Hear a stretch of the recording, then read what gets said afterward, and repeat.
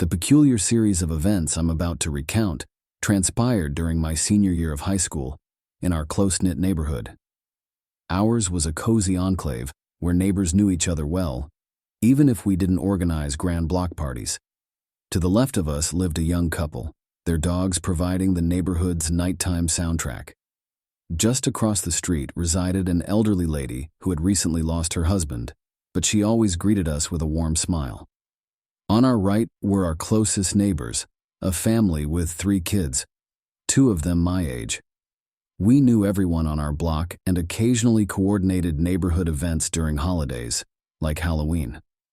The time when our little community felt most unified was during these festive occasions.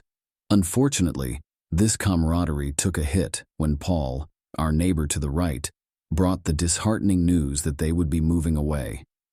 We bid them farewell with heavy hearts, disappointed to see them go, but life carried on, and we looked forward to welcoming our new neighbors. Months passed, and one day we noticed signs of the house being sold. The wait for our new neighbors felt endless, but eventually we spotted a small moving truck pulling up outside the house.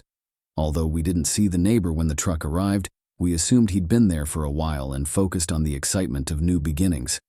The sight of the moving truck stirred a hint of enthusiasm among us. I remember my father's characteristic willingness to extend a warm welcome. Thus, he left the house and went over to offer help and greet the new neighbor. Although I always found these interactions slightly awkward, it was just the way my parents were, friendly, outgoing, and always willing to help.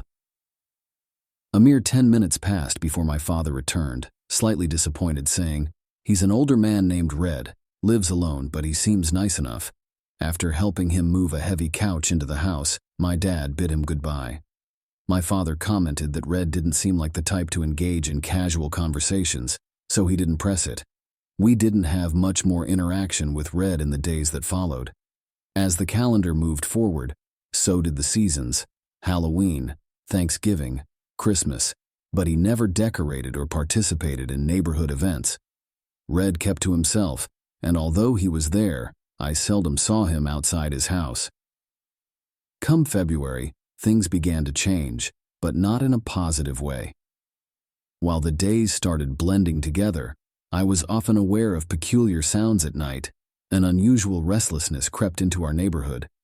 The mysterious sounds, although unusual, were usually disregarded or rationalized as animals hiding beneath our houses, as we had crawl spaces under them. Our community events and camaraderie kept us from feeling too isolated, but something about Red seemed off. Fast forward to May, and the atmosphere took a darker turn.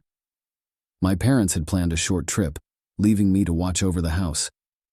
They were aware of my responsibilities, including attending informational meetings at the local college I'd be joining the following semester. My first meeting was scheduled for the next morning, so I decided to get an early night's rest. As the clock neared midnight, I prepared for bed. While I was getting ready, a noise emanated from downstairs. It sounded like low thudding noises, and they were persistent. My curiosity piqued as I carefully made my way downstairs to investigate. The sound led me to the crawlspace beneath the house. I assumed that the noises were simply the result of animals taking shelter there. I tried to scare them away by yelling and stomping, and the noises ceased. I convinced myself that I had successfully deterred the critters and decided to head to bed. The next morning, my first thought was about the animals under the house. However, I had college meetings to attend, which kept me occupied. When I returned home in the afternoon, I decided to address the issue by spreading rat poison in the crawlspace. Inside the crawlspace, I encountered a bizarre sight: a knife and a bundle of rope. I assumed that these items belonged to my father, and as they were located beneath the entrance leading into the house, I thought he had left them there. I couldn't fathom why my father would require such tools, but I had no reason to question it further. I began laying out the poison for what felt like 5 minutes, amidst the gloom and spider-filled corners of the crawlspace. The inner walls of the crawlspace were brick, and there were various openings, creating a maze-like interior. It was then that something unusual caught my eye. A knife and rope were lying beneath one of the openings. My apprehension grew as I continued to hear noises coming from the crawlspace. It wasn't the usual background noise of animals, but rather the unmistakable sounds of someone tampering with something. The rustling and clanking were too precise and calculated to be attributed to animals. With bated breath, I peered around the corner of a brick wall to witness the unsettling sight. Red was inside the crawlspace, working to open the entrance, revealing that he was the source of the unexplained noises I had been hearing. Frightened and trapped in my corner, I watched as Red finally succeeded in entering the crawlspace through the latch, retrieving his knife and rope. I understood that he was the mysterious figure behind the unsettling incidents that had plagued our neighborhood.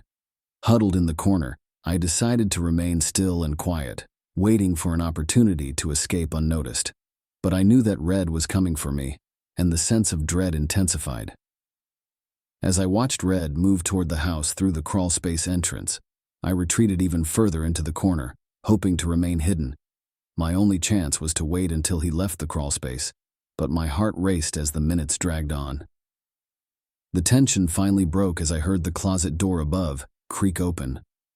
Red was running down the stairs, heading directly in my direction.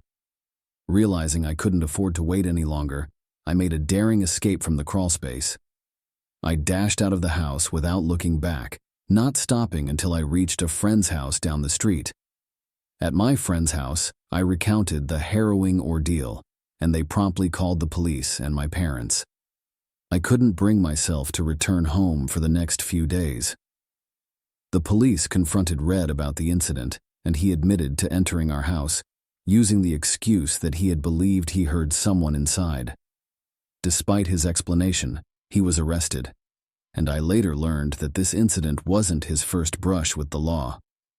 These events continue to haunt me, serving as a chilling reminder of how close I came to a potentially perilous situation, and how the unsettling sounds I had been hearing were connected to Red's disturbing actions.